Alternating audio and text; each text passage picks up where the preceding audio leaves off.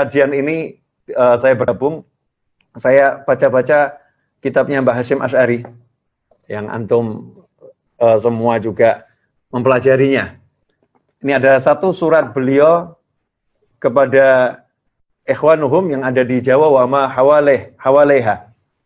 Saya tertarik dengan muqaddimahnya Mbah Hasyim Asy'ari.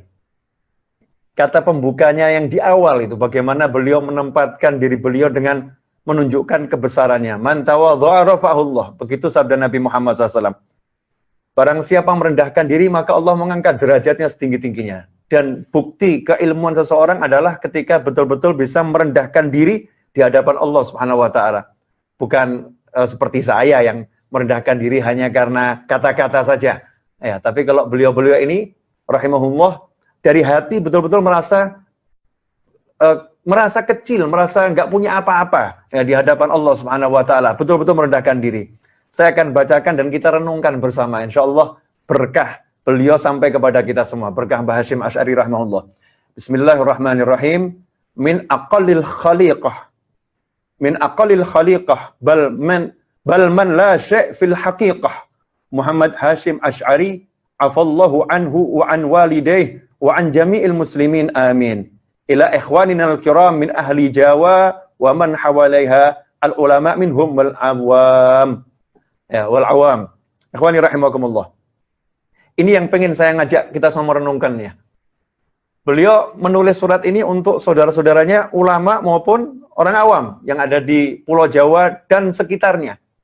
Dengan kata pembuka Bismillahirrahmanirrahim, min aqallil khaliqah. Min aqallil khaliqah. Mbah Hasyim Asy'ari, seorang ulama besar yang kita ketahui kedalaman ilmunya luar biasa, kesolehannya luar biasa. Beliau mengatakan min aqallil khaliqah, dari saya makhluk Allah yang paling rendah, yang paling kecil. Bal man la syai' fil haqiqah. Kemudian setelah merasa dirinya kecil, beliau lihat lagi, bal man la syai' fil haqiqah. Enggak, pada hakikatnya man la syai'. Saya seseorang yang enggak punya apa-apa dan bukan siapa-siapa. Muhammad Hasyim Asy'ari. Beliau sebutkan nama beliau, afallahu anhu. Kemudian minta ampun sama Allah Ta'ala. Ya, semoga Allah memaafkannya dan selalu tidak melupakan kedua orang tuanya. Wa an walidayh, dan maafkan kedua orang tuanya. Wa an jami'il muslimin. Amin. Dan seluruh umat Islam agar dimaafkan oleh Allah Subhanahu wa Ta'ala. Nah, ini loh hati yang seperti ini yang kita butuhkan. Ilmu nggak akan masuk ke dalam sanubari kita kalau hati kita masih meninggi. Kita nggak akan dapat ilmunya para wali, para ulama kalau hati kita masih meninggi kepada siapapun dari makhluk Allah Subhanahu wa Ta'ala. Kalau kita ingin menjadi pewaris beliau-beliau yang saat ini, beliau-beliau telah banyak yang meninggalkan kita dari zaman Mbah Hasyim Asy'ari sampai sekarang kita mendengar berita-berita yang menyedihkan tentang wafatnya para ulama, maka kita harus perbaiki hati kita. Betul-betul kita sadar, la syai', saya nggak punya apa-apa, saya bukan siapa-siapa, tapi saya ingin menjadi sesuatu yang paling berharga di hadapan Allah Subhanahu wa Ta'ala. Ikhwani rahimakumullah. Ini pelajaran dari Mbah Hasyim Asy'ari yang saya dapatkan hari ini. Bagaimana beliau menunjukkan tawadhu'nya yang luar biasa di hadapan Allah Subhanahu wa Ta'ala.